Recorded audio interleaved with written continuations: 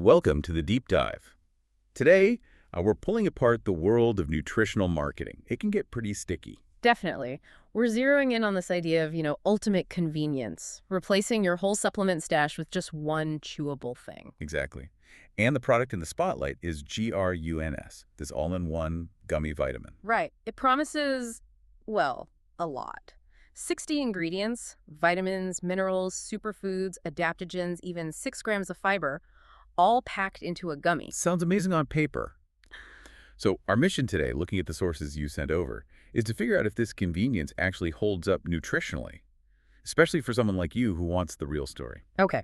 Where should we start? Let's tackle the biggest claim first, Yeah. the one that grabs you, backed by science. They cite, get this, 35,000 research studies.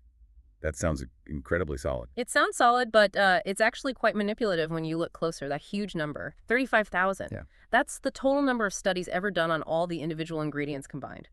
Studies on turmeric, studies on vitamin D, separately. Ah, okay. So not studies on the actual GRUNS gummy itself. Precisely. None on the final product.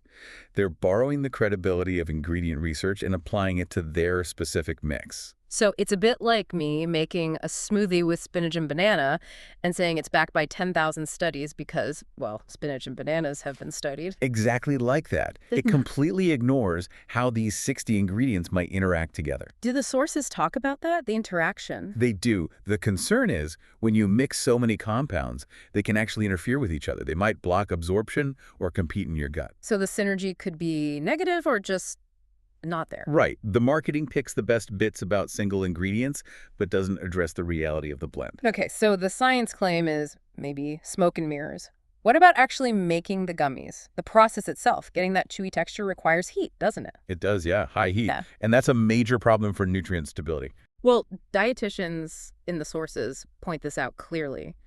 The temperatures needed to create that gummy texture can degrade many of the vitamins. Think heat-sensitive ones like vitamin C, B vitamins. So they're essentially cooked away. Some of them, yes. Oh. Before you even open the packet, the nutritional value might be compromised from the start. And that brings up absorption, right? Even if some nutrients survive the heat, how well do our bodies actually use the synthetic forms often found in gummies? That's the bioavailability question. Lab-made vitamins sometimes have slightly different structures than natural ones. Our bodies might not recognize or absorb them as well as they would from, say, eating an orange. And what about those trendy ingredients, the adaptogens, like ashwagandha?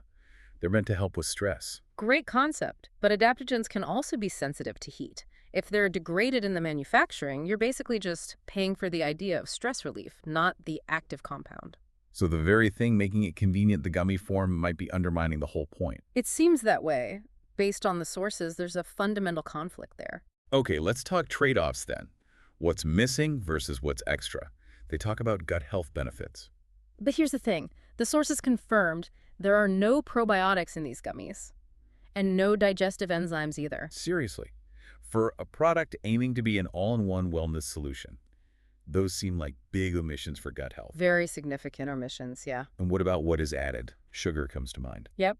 The regular version has 8 grams of added sugar per serving.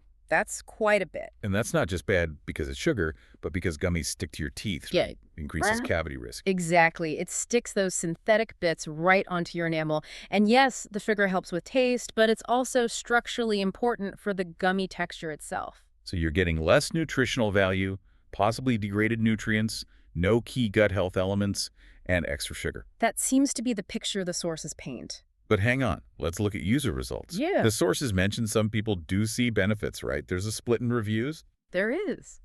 And digging into those reviews reveals a pattern.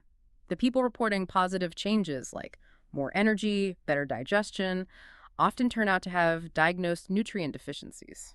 Ah, so for them, any supplement, even a potentially compromised one, is better than nothing. It's filling a serious gap. Plausibly, yes. They're getting something they were severely lacking. But for the rest of us, for someone like you listening who maybe eats a reasonably balanced diet already. For that group, the sources lean towards the idea that they're essentially eating, well, expensive candy. Okay.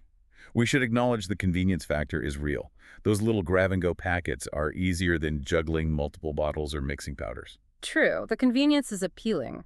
But even that has a catch, according to customer complaints in the sources. Oh, that's that. Issues with the subscription model, people finding it really difficult to cancel, getting charged unexpectedly, so the convenience might turn into a headache. Right, the dreaded subscription trap. Okay, so wrapping this up, what's the main takeaway for you, our listener? Well, GRUNS isn't necessarily bad for you, but it's definitely not the miracle all-in-one nutrition solution the marketing claims it is. The sources suggest you're buying into a potentially compromised delivery system. Yeah. Be clear about what you're actually getting for your money. Which leads to maybe a more provocative thought for you to chew on.